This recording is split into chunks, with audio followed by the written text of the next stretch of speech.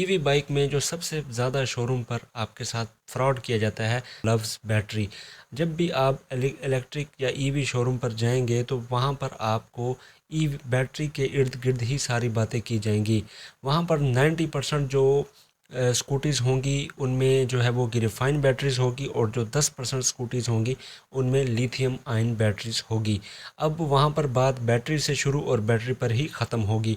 आपको कहा जाएगा कि इस स्कूटी में जो बैटरी है उसकी लाइफ इतनी है, इसकी माइलेज इतनी है, टॉप स्पीड इसकी इतनी है, इसका बैकअप इतना है, ये तमाम तर चीज़ें, यानी सिर्फ़ और सिर्फ आपको बैटरी के इर्द गिर्द ही घुमाया जाएगा। लेकिन इसी बैटरी के अंदर ही सबसे ज़्यादा और सबसे बड़ा फ्रॉड छुपा है। दोस्तों, सबसे ज़्यादा ईवी बाइक में बैटरी जो बेची जाती है वो है दोस्तों ग्रेफाइन बैटरी। अगर हम ग्रेफाइन बैटरी की बात करें तो इस टाइम दुनिया में ग्रेफाइन बैटरी एग्जिस्ट ही नहीं करती, यानी अभी तक ग्रेफाइन बैटरी पर रिसर्च चल रही है और ग्रेफाइन बैटरी अभी तक ईजाद नहीं हुई। तो फिर ये कौन सी ग्रेफाइन बैटरीज़ हैं जो इलेक्ट्रिक स्कूटीज़ में आ रही हैं? तो दोस्तों, ये पुरानी लेड एसिड बैटरीज़ जो कि ख़राब होती हैं उनको दोस्तों ग्रेफाइन की कोटिंग करके ग्रेफाइन बैटरी बनाकर बेचा जा रहा है। इससे इसकी परफॉर्मेंस बेहतर हो जाती है लेड एसिड बैटरी की निस्बत, और ये कुछ अरसा ज़्यादा चल जाती है। लेकिन ग्रेफाइन बैटरी को आप यूँ समझें कि ये एक कच्ची पेंसिल है जो कि ख़त्म हो जाती है।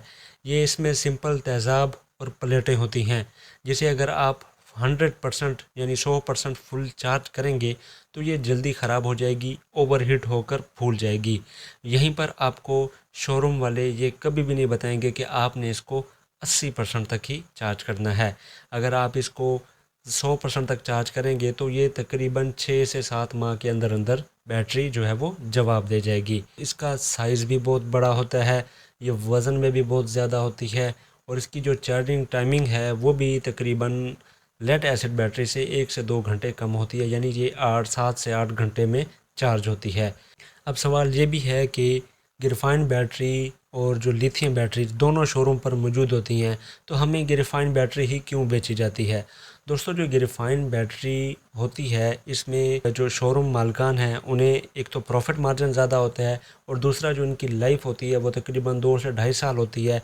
जब ये 2 ढाई साल के बाद इसकी बैटरी की लाइफ ख़त्म होगी तो आप दोबारा बैटरी जो है वो नई लेने के लिए शोरूम पर जाएंगे, तो इसलिए आपको ये बैटरी ज़्यादातर बेची जाती है। दूसरे नंबर पे है स्कूटीज़ में आती है lithium ion battery. Lithium batteries जो है वो ये इसको आप ऐसे समझे कि ये आपके मोबाइल की बैटरी की तरह है, बल्कि उससे भी ज़्यादा फास्ट। इसे आप जितना मर्ज़ी चार्ज करें ना तो ये ओवरहीट होगी ना ही ये फूलेगी। लेड एसिड बैटरी ये ग्रेफाइन बैटरी की तरह फिक्स नहीं होती, ये एक लोहे के डब्बे के अंदर होती है। ये स्टील कलर का भी हो सकता है, ब्लैक कलर का भी हो सकता है, मेटल का जिस पर ब्लैक कलर वगैरह हुआ होता है। और ये बैटरी दोस्तों जो है वो सिंगल होती है, इसमें कोई मल्टीपल बैटरीज नहीं होती, और ये पोर्टेबल होती है। आप इसको स्कूटी में से निकाल कर कहीं भी घर में जाकर रख कर रिचार्ज कर सकते हैं। लिथियम आयन बैटरी वज़न में भी कम होती है, पोर्टेबल होती है, रिमूवेबल होती है, और इसकी लाइफ जो है वो तकरीबन 8 से 10 साल होती है। अब यहाँ पर सवाल ये आता है कि चाहे वो ग्रेफाइन बैटरी है या फिर लिथियम, हमें अगर कैसे पता चलेगा कि ये लिथियम बैटरी है या ग्रेफाइन? तो आपने दोस्तों, अगर आपको ग्रेफाइन बैटरी कहकर बेचा जा रहा है तो आपने स्कूटी को जो है वो डबल स्टैंड से उतार कर दोबारा डबल स्टैंड पर ख़ुद से लगाना है। आपको ज़्यादा ज़ोर लगाना पड़े तो आप समझ जाएं इसमें लेड एसिड या सस्ती ग्रेफाइन बैटरी है। लिथियम बैटरी है उसकी सबसे बड़ी पहचान ये है कि ये लोहे के बॉक्स में होती है, चाहे वो स्टील का हो या ब्लैक कलर का हो, ये पोर्टेबल होती है और ये फिक्स नहीं होती, ये रिमूवेबल बैटरी होती है, इसके साथ ग्रिप लगा होता है, ग्रिप लगी होती है। लेकिन जो ग्रेफाइन या लेड एसिड बैटरी होती हैं वो फिक्स्ड होती हैं, उनके साथ कोई किसी किस्म का कनेक्टर नहीं लगा होता, और वो तादाद में भी ज़्यादा होती हैं, और ये एक ही बैटरी होती है। दूसरा शोरूम वाले आपके साथ सबसे बड़ा फ्रॉड करते हैं वो दोस्तों करते हैं माइलेज का, रेंज का।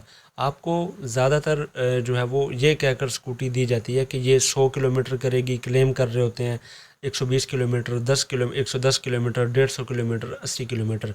यहाँ पर जो सबसे पहली चीज़ होती है वो ये वर्ड यूज़ करते हैं इको का, इको मोड पे। अब इको मोड आपको इस चीज़ का नहीं बताया जाता कि इको मोड आखिर है क्या। मैं आपको इस चीज़ का बता दूं कि जो इको मोड होता है वो स्टैंडर्ड मोड होता है, यानी कि 25 से 30 किलोमीटर की अगर आप स्पीड पर चलाएंगे तो ही वो आपको माइलेज मिलेगी जो वो क्लेम कर रहे होते हैं।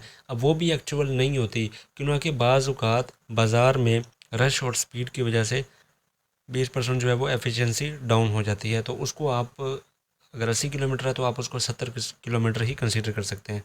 अब सवाल ये आता है कि आया कि जो बताया जा रहा है वो सही भी है या नहीं। तो ये माइलेज डिपेंड्स करती है बैटरी के ऊपर।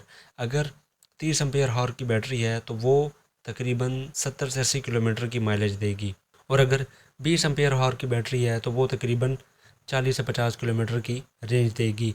अगर आपको शॉपकीपर कहता है कि ये 20 एम्पेयर की बैटरी 100 किलोमीटर की दे, वो चाहे जितने मर्ज़ी दावे करे, आपने इस चीज़ पर यकीन नहीं करना, क्योंकि ऐसा हो ही नहीं सकता। अब ये आखिर एम्पेयर आवर है, ये है क्या और ये कैसे डिपेंड करता है माइलेज के ऊपर। एम्पेयर आवर और वोल्ट के ताल्लुक को समझना होगा।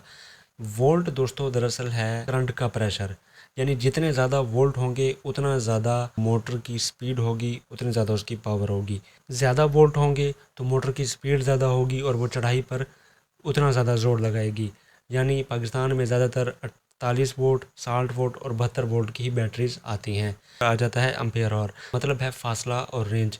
इसको दूसरे और आसान लफ्ज़ों में ये कह सकते हैं कि ये बैटरी के अंदर करंट ज़ख़ीरा करने की, जो करंट स्टोर करने की सलाहियत है।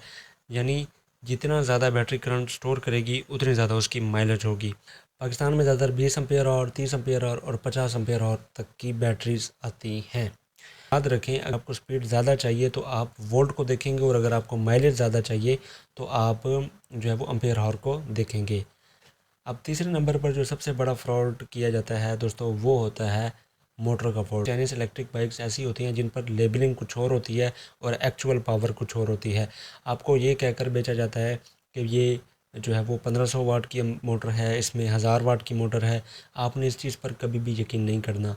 अब मोटर चाहे वो 1000 वाट की है, 1200 वाट, 1500 वाट, 2000 वाट, तो उसको आपने टेस्ट कैसे करना है, उसके लिए आप हमेशा जो है वो टेस्ट ड्राइव लाजमी करें।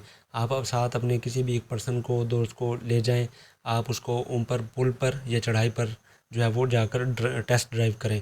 अगर तो वो वहाँ पर स्लो होती है या फिर रुकती है तो आप समझ जाएं कि ये एक्चुअल मोटर इतनी पावर की नहीं है, या फिर बैटरी में गड़बड़ है। जैसे मैंने आपको बताया कि बैटरी के वोल्टेज पूरे नहीं होंगे, ज़्यादा वोल्टेज वाली नहीं होगी, तो वो उसकी मोटर को उतनी स्पीड से नहीं घुमा पाएगी, तो वहाँ पे कहीं ना कहीं कोई गड़बड़ होगी।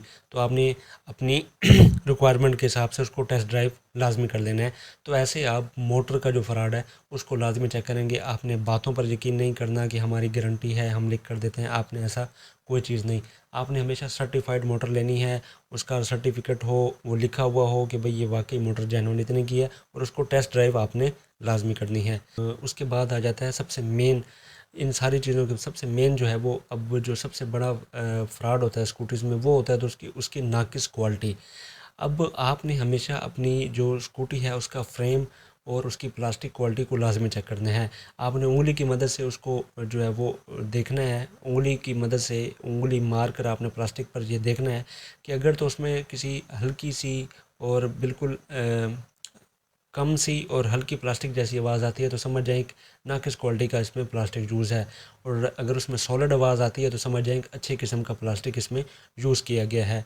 अब उसके बाद जो फ्रेम होता है वो आपने चेक करना है कि आया कि वो एक अच्छे मेटल का या लोहे का है या फिर उसमें नाकिस टीन वगैरह का फ्रेम है। क्योंकि पाकिस्तान की जिस हिसाब से सड़कें हैं, उन सड़कों के हिसाब से आपकी स्कूटी 1 साल की बजाय 6 महीने के अंदर ही कबाड़ बन जाएगी। तो दोस्तों आपने इन चीज़ों पर लाजमी फ़ोकस करना है। सबसे लास्ट जो सबसे मेन है वो है दोस्तों वारंटी कार्ड का फ्रॉड। आपको अक्सर जो है वो वारंटी दी जाती है बैटरी की, लेकिन जब आप बैटरी शॉपकीपर के पास लेकर जाते हैं तो वो आपसे कहता है कि ये आपकी गलत चार्जिंग की वजह से ख़राब हुई है, इसकी वारंटी नहीं है। तो दोस्तों वारंटी कार्ड को हमेशा उस पर जो बारीक टर्म्स एंड कंडीशंस लिखी होती हैं उनको बारीकी से और तसल्ली से वहीं पर खड़े होकर बैठकर पढ़ें। उनमें कुछ ऐसी कंडीशंस वारंटी कार्ड पर ये चीज़ देखें कि जो बैटरी की वारंटी ख़राब होने पर वो आपको रिप्लेस करके देंगे, یا پھر ریپیئر کر کے دیں گے. اگر وہ ریپیئر کر کے دیں گے تو آپ سمجھ جائیں گے آپ کے ساتھ فراڈ ہے، آپ نے وہ والی اسکوٹی نہیں خریدنی. اور سیکنڈ آپ نے یہ چیز تلاش کرنی ہے کہ جو وارنٹی ہے وہ اس پر وارنٹی کارڈ پر اس چیز ٹرم اینڈ کنڈیشن کو دیکھیں کہ کیا کمپنی یہ کہہ رہی ہے کہ پھولی ہوئی بیٹری کی وارنٹی نہیں ہوں گی، تو آپ نے وہ والی بائک بھی نہیں خریدنی. کیوں نہ کہ زیادہ تر سستی batteries, lead acid batteries, گریفائن batteries جلدی پھول جاتی ہیں. تو جب وہ پھول جاتی ہیں تو اس پر کمپنی آپ کو وارنٹی دے گی ہی نہیں. تو آپ نے اس چیز ایسی الیکٹرک بائک بھی کبھی نہیں خریدنی. تو میری طرف سے آپ کو یہی ریکمینڈڈ ہے کہ آپ نے جب بھی شو روم پر جانا ہے سب سے پہلے تو بیٹری کا پوچھنا ہے گریفائن ہے یا لیتھیم. سیکنڈ نمبر پر آپ نے موٹر کا پوچھنا ہے. 1500 واٹ سے کم موٹر والی آپ نے بائک کبھی بھی نہیں خریدنی. اور تھرڈ نمبر پر آپ نے ہمیشہ اس بائک کو ہی پریفر کرنا ہے جس کا سروس سینٹر یہاں پر ہو. کیونکہ بہت سی کمپنیز وہ والی بائکس بیچ رہی ہیں جو چائنا میڈ ہوتی ہیں، اور چائنا میڈ بائکس کسی بھی ٹائم بند ہو سکتی ہیں. ان کے پارٹس آپ کو پھر بعد میں ملنا مشکل ہو جائیں گے. ان کا کنٹرولر، ان کا چارج، ان کا تھروٹل، ان کا میٹر، جو ڈسپلے ہے وہ، اس طرح کے اگنیشن سوئچ ہو گیا، ان تمام تر چیزیں جو ہیں وہ بعد میں آپ کے لیے مشکل بنے. اس لیے ہمیشہ اس بائک کا انتخاب کریں جس کا سروس سینٹر آپ کے شہر میں ہو اور وہ پاکستان میں اس کے پارٹس وغیرہ ایزیلی مل جائیں کسی بڑے شہر سے، اگر وہ آپ کے شہر سے نہیں بھی ملتے تو. دوستو یہ تھی ای وی بائک کے متعلق ایک چھوٹی سی اور انفارمیٹیو ویڈیو. آپ کو یہ ویڈیو کیسی لگی؟ اگر ویڈیو اچھی لگی تو ویڈیو کو لائک، شیئر اور چینل کو سبسکرائب لازمی کیجیے گا. ملتے ہیں نیکسٹ ویڈیو میں. اللہ حافظ.